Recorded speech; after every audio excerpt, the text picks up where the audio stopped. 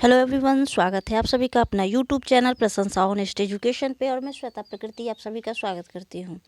तो पिछले वीडियो में हम लोगों ने तुलनात्मक राजनीति से जुड़े हुए 20 प्रश्न लगाए थे और आज के इस वीडियो में हम लोग जो है सो आगे बढ़ेंगे। PYQs को जो है हम लोग आगे करेंगे। तो इसमें हम लोग जो कर रहे थे अभी सरकार के अंग व्यवस्थापिका, कार्यपालिका और न्यायपालिका से जुड़े हुए महत्वपूर्ण प्रश्न को कर रहे थे।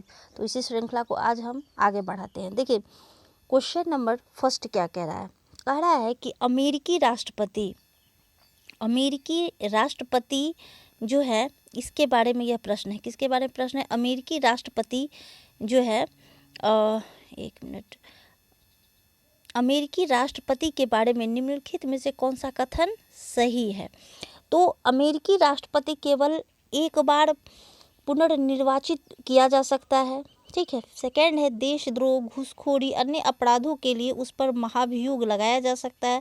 थर्ड है कि महाभियोग का प्रस्ताव की सुनवाई की अध्यक्षता उच्चतम न्यायालय के मुख्य न्यायाधीश द्वारा की जाती है। और चौथा है कि राष्ट्रपति तथा उपराष्ट्रपति दोनों ही एक ही राज्य के हो सकते हैं। तो ये चार जो है आपका यह कथन दिया गया और पूछा है कि इसमें से सही कथन का चयन करें। सही कथन का क्या करें? तो चयन करें। अब देखिए यहाँ पे चार हम लोगों ने पढ़ा है, तो इसका उत्तर क्या हो जाएगा? पहला यहाँ पे देखिए कि पहला क्या कह रहा है कि केवल एक बार पुनर्निर्वाचित होता है। तो जी बिल्कुल, पुनः यानी कि राष्ट्रपति जो है अमेरिका में 2 बार निर्वाचित हो सकता है। तो पुनर् शब्द का जो प्रयोग किया है यहाँ यानी कि दोबारा हो सकता है। तो हाँ, तो अमेरिका में राष्ट्रपति कितने बार जो है वो बन सकता है? तो 2 बार। एक बार बनेगा, एक बार फिर पुनर्निर्वाचित उसको किया जा सकता है, ठीक है। तो यहाँ ऑप्शन जो हो जाएगा आपका ए हो जाएगा। फिर सेकंड भी आप वहाँ सही है कि महाभियोग भी लगाया जाता है अमेरिका में। उसको देशद्रोह हो या फिर घूसखोरी हो या अन्य अपराध के लिए उस पर क्या लगाया जा सकता है? तो महाभियोग भी लगाया जा सकता है। और थर्ड है कि महाभियोग का प्रस्ताव की सुनवाई की अध्यक्षता जो है वो उच्चतम न्यायालय यानी कि सुप्रीम कोर्ट के न्यायालय के मुख्य न्यायाधीश के द्वारा किया जाता है। चौथा है कि राष्ट्रपति तथा उपराष्ट्रपति दोनों एक ही राज्य के हो सकते हैं। तो एक ही राज्य के नहीं हो सकते हैं। क्यों नहीं हो सकते? देखिए अमेरिका में जो है एक है उत्तरी अमेरिका और एक है दक्षिणी अमेरिका, है ना। तो उत्तरी राज्यों के अगर राष्ट्रपति है, समझिए इसको, अगर उत्तरी राज्य का कोई प्रेसिडेंट है, राष्ट्रपति है, तो दक्षिणी राज्य के क्या होंगे? तो उपराष्ट्रपति होगा, है ना। ऐसा नहीं है कि उत्तरी राज्य के ही राष्ट्रपति और उपराष्ट्रपति दोनों एक ही राज्य के, ऐसा वहाँ अमेरिका में ये सिस्टम नहीं है, ठीक है। चलिए बढ़ते हैं प्रश्न संख्या दूसरे की तरफ। प्रश्न संख्या सेकंड क्या कह रहा है, इसको ध्यान से सुनिए। और यह जो है आपका जो मैं अभी करवा रही हूँ ये आपका PGT जो बिहार में TRE-4 आने वाला है, उसमें आप अगर पॉलिटिकल साइंस के छात्र हैं या छात्राएं हैं, स्टूडेंट हैं, तो इसके लिए ये जो है वीडियो आपके लिए लाभदायक होगा। इसको देखिए। या फिर UGC नेट की जो परीक्षाएं होने वाली उसके लिए अभी बहुत महत्वपूर्ण है। सो कंटिन्यू बने रहिए। देखिए इसमें कह रहा है कि अमेरिका के राष्ट्रपति जो हैं के बारे में निम्नांकित कथनों में से सही कथन को चुनने के लिए कह रहा है, ठीक ना। अब यहाँ कह रहा है कि इसमें से कौन सा कथन सही है। पहला है वो राष्ट्र का मुखिया है और सरकार का भी मुखिया है। राष्ट्र का भी मुखिया और सरकार का भी मुखिया है। तो यह कथन क्या है? सही है। राष्ट्रपति जो होता है अमेरिका का वही जो है सर्वोपरि होता है, मतलब कि उसी के पास जो है वो सारी शक्तियाँ निहित होती है, ठीक है। और जो है आपका सेकंड क्या कह रहा है क्वेश्चन, सेकंड क्या कह रहा है कि समस्त कार्यकारी शक्तियाँ उसके पास होती है। तो ये भी सही है। 1 और 2 सही है। वह अपने मंत्रिमंडल के परामर्श से बंधा होता है। नहीं, वो अपने मंत्रिमंडल के परामर्श से बंधा हुआ नहीं होता है। वह विधानमंडल का विघटित करने की शक्ति रखता है।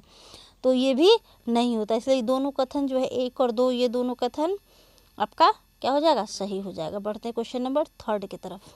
देखिए थर्ड क्या कह रहा है कि फ्रांस में सरकार और राष्ट्रपति के बीच जटिल संबंध है, इसका कारण क्या है? तो फ्रांस में राष्ट्रपति और किसके बीच? सरकार के बीच कौन सा संबंध है? जटिल संबंध। इसका कारण पूछ रहा है। क्या पूछ रहा है इसका? कि कारण क्या है? तो इसका कारण ये है कि फ्रांस राष्ट्रपतीय और संसदीय शासन पद्धतियों का क्या है, मिश्रण है। क्या है, तो वहाँ राष्ट्रपति वाला भी सिस्टम है और संसदीय प्रणाली का भी जो है वो क्या है, तो वहाँ वो चलता है। इसलिए एक मिली जुली जो है वहाँ पे राष्ट्रपति और संसदीय प्रणाली की सरकार है। कहाँ, तो अमेरिका में। कहाँ, तो अमेरिका में। चलिए बढ़ते हैं क्वेश्चन नंबर 4 की तरफ। क्वेश्चन नंबर 4 क्या कह रहा है, ध्यान से देखिएगा कि संयुक्त राज्य अमेरिका में शासन की शीर्ष विहीन शाखा और कांग्रेस की भुजाएं किसे कहा गया है। संयुक्त राज्य अमेरिका में शासन की शीर्ष विहीन शाखा, यानी कि शासन की शीर्ष विहीन शाखा और कांग्रेस की भुजाएं किसे कहा गया है। यहाँ पे 4 ऑप्शन दिए गए हैं। कितने ऑप्शन दिए गए हैं, 4 ऑप्शन दिए गए। इसमें से हो जाएगा आपका कि स्वतंत्र नियामकीय आयोग को, किसको, स्वतंत्र नियामकीय आयोग को क्या कहा गया है, कि शासन की शीर्ष विहीन, यानी कि ये इसके पास शीर्ष है ही नहीं शाखा, और ये कांग्रेस की क्या है, तो भुजाएं हैं। कांग्रेस की क्या है, तो भुजाएं है, क्योंकि ये जो है नियामकीय आयोग ये मुख्य कार्यपालिका यानी कि राष्ट्रपति के नियंत्रण में नहीं है। ये राष्ट्रपति के नियंत्रण में क्या है, नहीं है। ठीक है, अब बढ़ते हैं क्वेश्चन नंबर 5 की तरफ। 5 में क्या करा है कि जैरी-मेंडरिंग की प्रथा किस देश में प्रचलित है। जैरी-मेंडरिंग की प्रथा किस देश में प्रचलित है, तो ये हो जाएगा आपका संयुक्त राष्ट्र अमेरिका, यूएसए में ये प्रथा जो है ये प्रचलित है। और इस प्रथा को जो है वो दूषित प्रथा भी कहा जाता है। जैरी-मेंडरिंग की दूषित प्रथा का प्रयोग किया जाता है, इसको दूषित प्रथा भी वहाँ कहा जाता है। ध्यान में रखें कि ये प्रथा कहाँ है, तो यूएसए में। बढ़ते हैं नेक्स्ट क्वेश्चन की तरफ।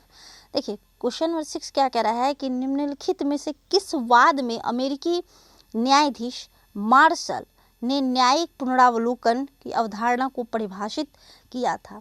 तो ये हो जाएगा इसमें आंसर आपका मारबड़ी बनाम मेडिसिन। इसमें जो है इसमें क्या हुआ था कि इसमें हुआ था कि संयुक्त राज्य अमेरिका, ठीक है, यूएसए और सुप्रीम कोर्ट की सर्वाधिक महत्वपूर्ण शक्ति न्यायिक पुनरावलोकन है का अधिकार है। कहाँ, तो संयुक्त राज्य अमेरिका में, जिसको भारत में भी इसको अपनाया गया है। ठीक है, और जिसके आधार पे क्या होता है कि सर्वोच्च न्यायालय ने संविधान के संरक्षक की स्थिति प्राप्त कर ली है ना। और 1803 में यह केस आया था। कब आया था, 1803 में यह जो है केस आया था कि मारबड़ी बनाम मेडिसिन वाद में न्यायमूर्ति मार्शल ने न्यायिक पुनरावलोकन के सिद्धांत को स्पष्ट रूप से प्रतिपादित किया था। इसको ध्यान में रखेंगे। बढ़ते हैं क्वेश्चन नंबर 7 की तरफ। क्वेश्चन नंबर 7 क्या कह रहा है, ध्यान से सुनिएगा कि द्वितीय सदन की विद्यमानता स्वतंत्रता की क्या है, गारंटी है। स्वतंत्रता की क्या है, तो गारंटी है ना।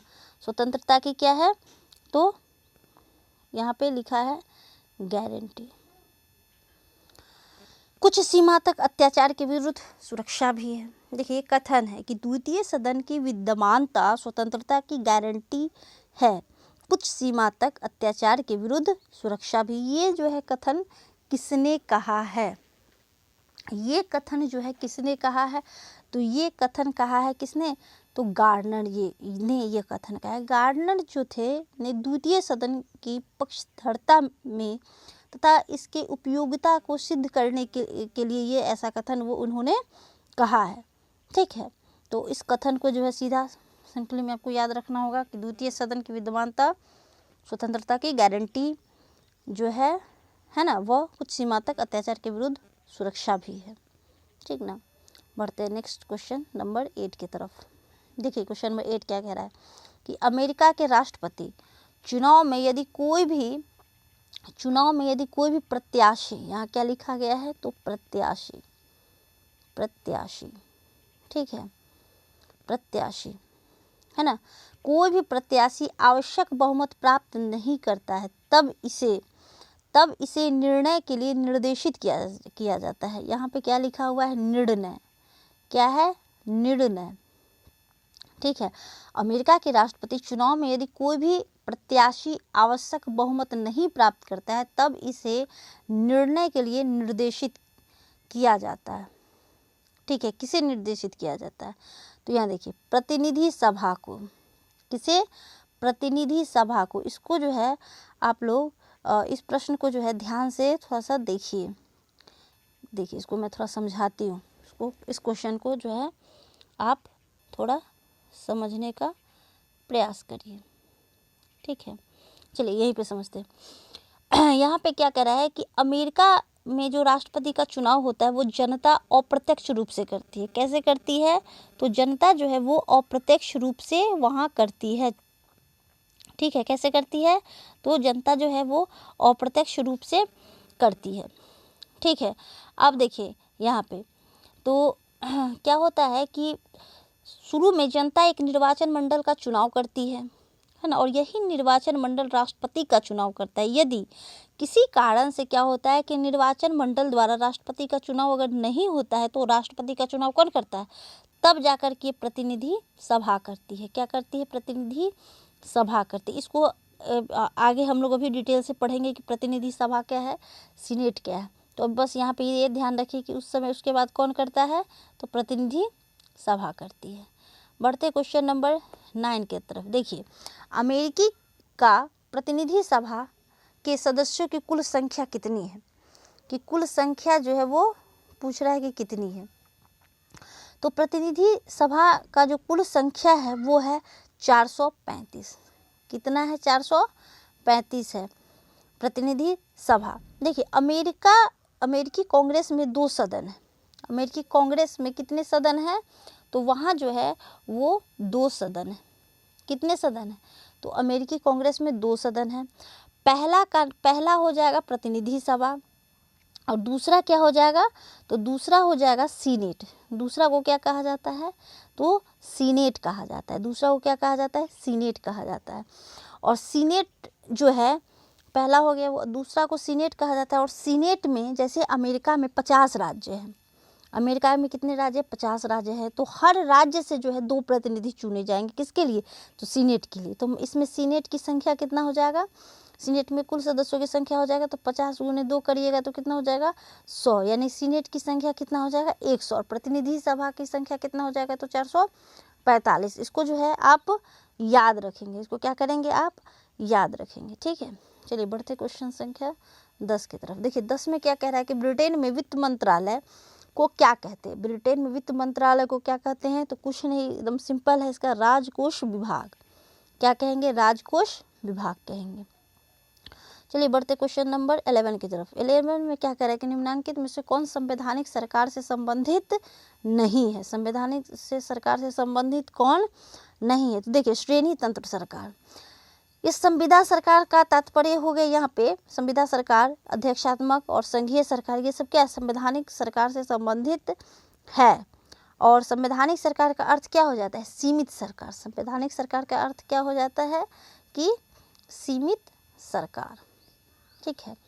तो यहाँ पे हो जाएगा आंसर सी। बढ़ते क्वेश्चन नंबर 12 की तरफ। 12 में क्या कह रहा है कि वेस्ट मिनिस्टर प्रतिमान का ये जो मॉडल है वो क्या इंगित करता है, विशेष राज्य का क्या इंगित करता है, तो ये शासन को इंगित करता है। किस चीज़ को इंगित करता है, वेस्ट मिनिस्टर का जो प्रतिमान है ये जो है ग्रेट ब्रिटेन में ऐसा होता है। किस देश में, तो ये जो है ब्रिटेन में ये मॉडल चलता है। किस देश में, तो ब्रिटेन में। बढ़ते हैं नेक्स्ट क्वेश्चन की तरफ। देखिए यहाँ जो है आपका कूट दिया गया है और उससे क्या करना है, मैच करना है, ठीक है। तो छोटे छोटे यहाँ पे प्रधानमंत्री संबंधी विचार, ठीक है। प्रधानमंत्री संबंधी ये विचार है, ये कहाँ के प्रधानमंत्री के लिए ये है, तो ये इंग्लैंड के प्रधानमंत्री के लिए है। कहाँ के, इंग्लैंड के प्रधानमंत्री के लिए जो है ये विचार यहाँ पे दिया गया है, ठीक है।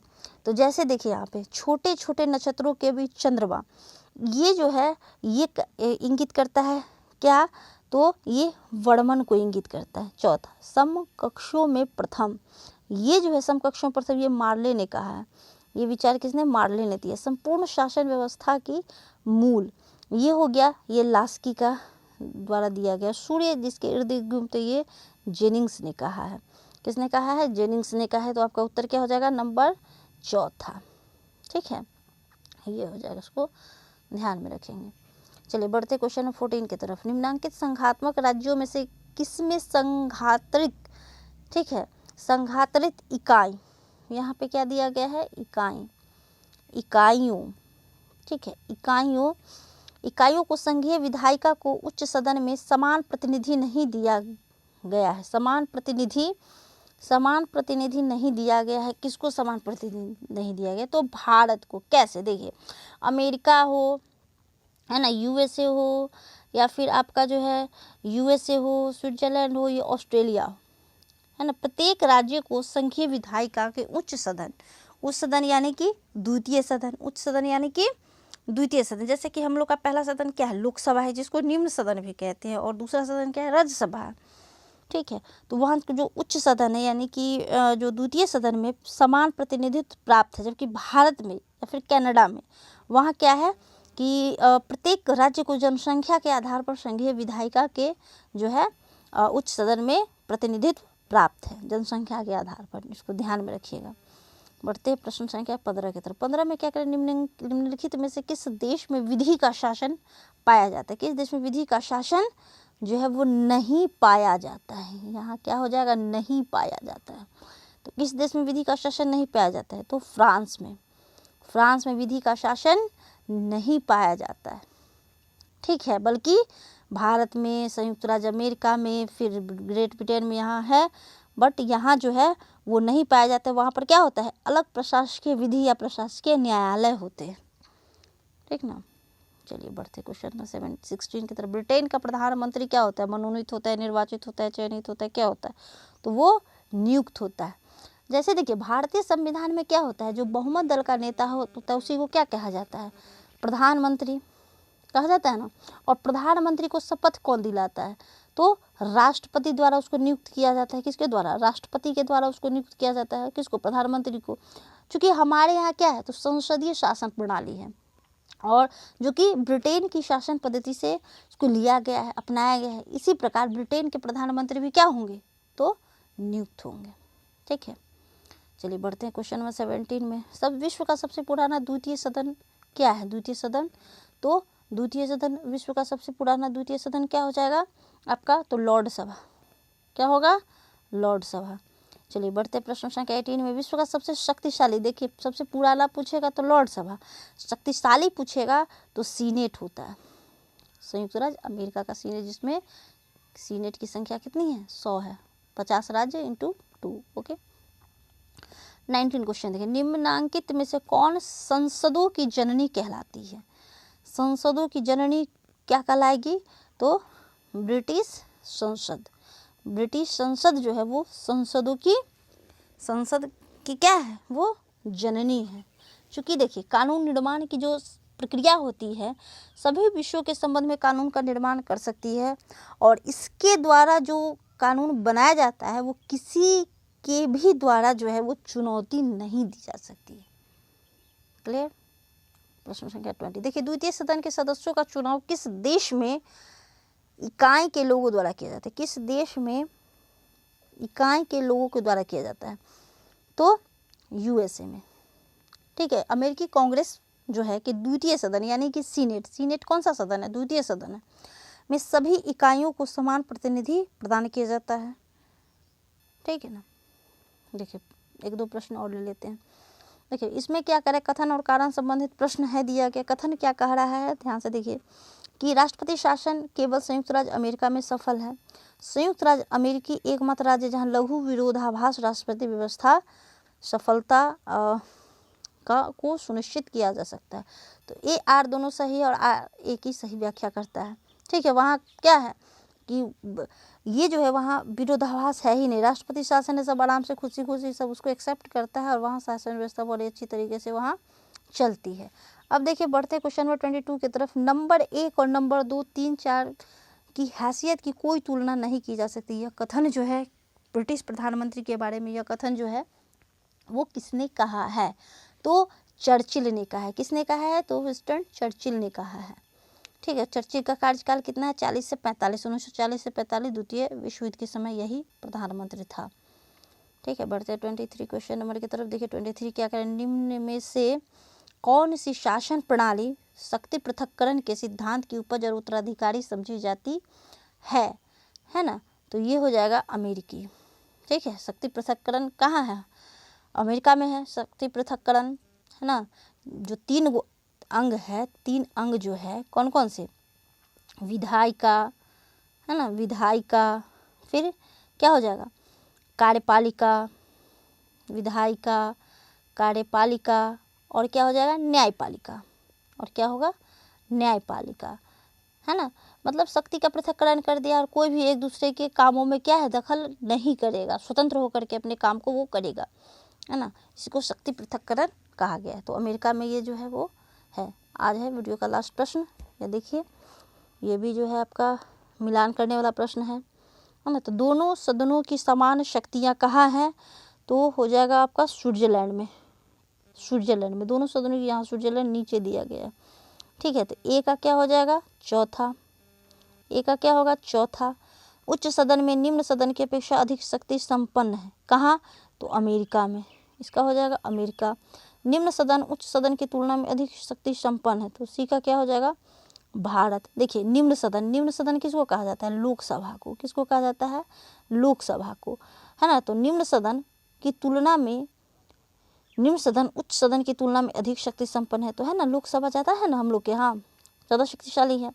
डी नेशनल असेंबली में सरकार गिरा, नेशनल असेंबली सरकार गिरा सकती है, कहाँ की? तो फ्रांस की। कहाँ की सरकार गिरा सकती है? तो फ्रांस की। इसका आंसर जो हो जाएगा वो ए हो जाएगा। क्या हो जाएगा? ए हो जाएगा। तो आज के इस वीडियो में इतना ही। वीडियो अच्छा लगे तो लाइक, शेयर और सब्सक्राइब करें, कमेंट्स करें, और ये जो है श्रृंखला लगातार कंटिन्यू ऐसे ही चलती रहेगी। तो मिलते हैं फिर नेक्स्ट वीडियो में। आज के लिए इतना ही, धन्यवाद।